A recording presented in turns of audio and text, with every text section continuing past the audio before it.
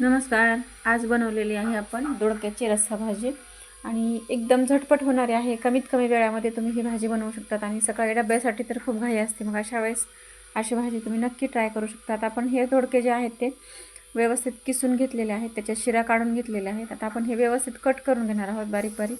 आता आपण लसणाची पेस्ट बनवून ठेवलेली आहे. एक मीडियम आकाराचा टोमॅटो कट करून ठेवलेला आहे. कढईमध्ये तेल टाकून आपण मोहरी, जिरे, कढीपत्ता छान तडतडला की लसणाची पेस्ट घातलेली आहे आणि आता आपण टोमॅटो घालून घेतो आहोत. टोमॅटो घातला की थोडंसं मीठ घालायचं. टोमॅटो परतून झाला की आणि झाकण ठेवायचं. 2 मिनिटांसाठी झाकण ठेवलं की टोमॅटो आपला मस्त गाळा होतो आणि मग भाजी जी आहे ना तर भाजीला मस्त दाटसरपणा येतो आणि मग आपल्याला शेंगदाण्याचा कूट जो आहे तो जास्त घालण्याची गरज पडत नाही. तर आपला टोमॅटो मस्त मॅश झालेला आहे. आता आपण ह्या दोडक्याच्या फोडणी घालून घेत आहोत. आता दोडक्याच्या फोडणीत घालून झाल्या की आपण ह्याच्यामध्ये घालत आहोत 1 मूठभर हरभऱ्याची डाळ, म्हणजे वाटीच्या प्रमाणानुसार म्हणाल तर छोटी अर्धी वाटी. तर आता आपण हे व्यवस्थित फोडणीत परतून घेतलेलं आहे.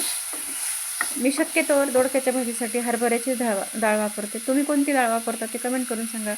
आता आपण पाव चमचा हळद घातलेली आहे आणि 1 ते 1.5 चमचा लाल तिखट तुम्ही तुमच्या प्रमाणानुसार घालू शकता.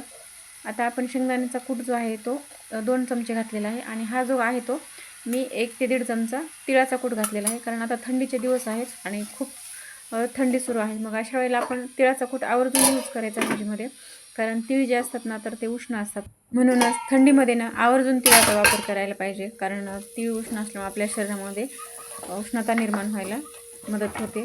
तर आता आपण व्यवस्थित फोडणी परतून झालेली आहे आणि आता आपण ही थोडीशी रस्सा भाजी करत असल्यामुळं पाणी गरम करायला ठेवलं होतं आपण बाजूला.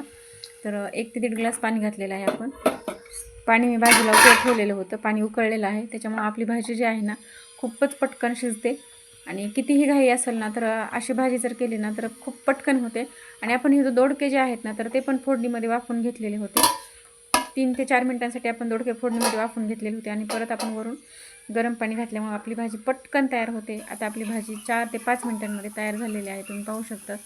आता झाकण ठेवलं होतं आपण, ते थोडंसं अर्धवट उघडं ठेवलेलं होतं, कारण पूर्ण जर झाकण ठेवलं तर भाजीची तरी जी आहे ते पूर्ण निघून जाते, म्हणून आपण थोडंसं उघडं ठेवलेलं होतं. आपण झाकण काढल्यानंतर वरतून कोथिंबीर घातलेली आहे आणि आता बिना झाकणाची भाजी आपल्याला 2 ते 3 मिनिटांसाठी परत शिजवून घ्यायची, म्हणजे भाजीला आहे ते व्यवस्थित तरी येते आपल्या आणि भाजी व्यवस्थित मिळून पण येते. तर आता आपली भाजी तयार झालेली आहे, तुम्ही पाहू शकता. आपल्या चॅनलवर जर नवीन असाल तर चॅनलला सबस्क्राईब करा, व्हिडिओ आवडल्यास लाईक करा आणि तुम्हाला ही रेसिपी कशी वाटली ते कमेंट करून सांगा. भेटूया नेक्स्ट व्हिडिओमध्ये. तोपर्यंत बाय बाय.